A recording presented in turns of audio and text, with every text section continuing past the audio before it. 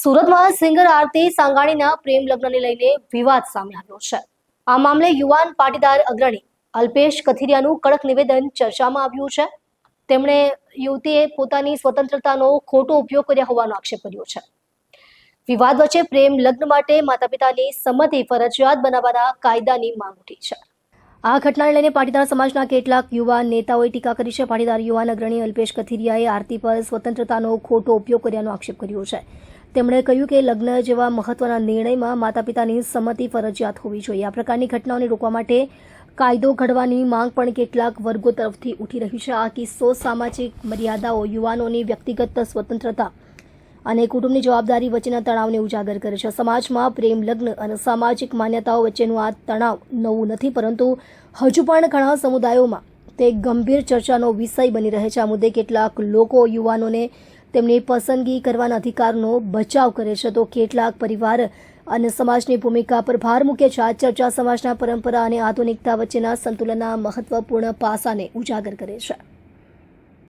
જય માતાજી, જય ખોડિયારમાં। હું આરતી સાંગાણી અને મારા જીવનસાથી દેવાંગ ગોહિલ આ વિડીયો દ્વારા આપ સૌને અપીલ અને નમ્ર વિનંતી કરીએ છીએ કે હાલ સોશિયલ મીડિયાની અંદર જે રીલ્સ, કોમેન્ટ્સ અને પોસ્ટ ચાલી રહ્યા છે એનાથી અમને તો કોઈ વિરોધ નથી, પણ અમે બંને એકબીજાને સમજીએ છીએ, ખુશ છીએ અને એકબીજાને ખૂબ પ્રેમ કરીએ છીએ। અને પ્રેમ કરવો એ શું કંઈ ગુનો છે? આ પટેલ સમાજના અમુક અગ્રણીઓ, યુવા પેઢી ખાસ જણાવવાનું છે કે તમે જ્યાં બેટી બચાવો બેટી પઢાઓના નારા લગાવો છો, ત્યાં જ પોતાની એક દીકરીને જીવનસાથી પસંદ કરવાનો કોઈ હક નથી।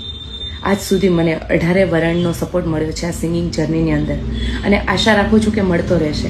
પણ અમે જે આ કાર્ય કર્યું છે એનાથી ઘણા લોકોને દુઃખ થયું છે અને પોતાની લાગણી દુભાણી છે, તો એનાથી હું દિલથી માફી ચાહું છું અને આશા રાખું છું કે અમારા આ આઝાદી જીવવાના હક અને અધિકારને આપ લોકો સમજશો।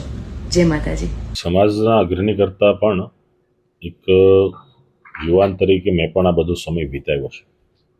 યુવાન વયમાં જે પ્રકારે સમાજની અંદર આ બધી પ્રવૃત્તિ ઘટી રહી છે, સમગ્ર ગુજરાતના 18 સમાજ આ બાબતે સરકારશ્રીને પણ વિનંતી કરી છે કે કાયદામાં પણ નાના મોટા ફેરફારો થાય અને મેરેજ રજિસ્ટ્રેશનની જે બાબત છે એમાં પણ ફેરફાર થાય। ગત અઠવાડિયે જ કેબિનેટે બાબતે પણ જાહેરાત કરી છે।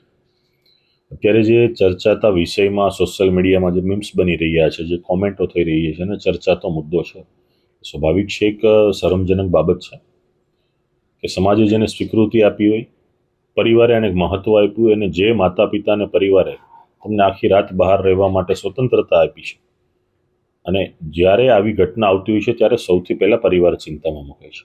આજે એમના માતા પિતા, એમના કાકા, એમના ભાઈઓ, બહેન, પરિવાર એ ખૂબ શરમજનક પરિસ્થિતિ અનુભવે છે અને ચિંતામાં છે। એટલે આ કોઈ મારી ચિંતા હોય એવો વિષય નથી, એમના પરિવારની ચિંતા છે। તો સ્વાભાવિક છે કે સમાજ આ બાબતમાં ચિંતા અનુભવતો હોય છે। જ્યારે કોઈ પણ જાહેર જીવનની વ્યક્તિ હોતી હોય છે, એની દરેક બાબતની પબ્લિકમાં જે પણ વધારે વ્યક્તિ જતી હોય છે એની નોંધ લેવાતી હોય છે। તો આવી વ્યક્તિ જ્યારે આ પ્રકારનું પગલું ભરે છે તો એની ટીકા ટિપ્પણી ચર્ચા થવાની છે। ઘણાને આ નિર્ણય મંજૂર પણ હોઈ શકે, બીજી વ્યક્તિઓને, બહારની ત્રાહિત વ્યક્તિ હું તો કહું છું, અને એને મંજૂર ના પણ હોઈ શકે, હોઈ પણ શકે, પણ મંજૂર કે ના મંજૂરનો વિષય એના પરિવારે નક્કી કરવાનો છે। ત્યારે એના પરિવારને આ વસ્તુ પસંદ પણ નથી, ખૂબ ચિંતામાં પણ છે, અને પોતાના જે પણ પ્રયાસો કરવાનો પ્રયાસ પણ કરે છે। ગત 17 તારીખે એમના પિતાએ ગુમ થયાની કાપોદ્રા પોલીસ સ્ટેશનમાં અરજી આપી છે। આજ દિન સુધીમાં 17 તારીખથી આપણે ગણી લઈએ તો આજે 10 દિવસ જેવો સમય થયો છે।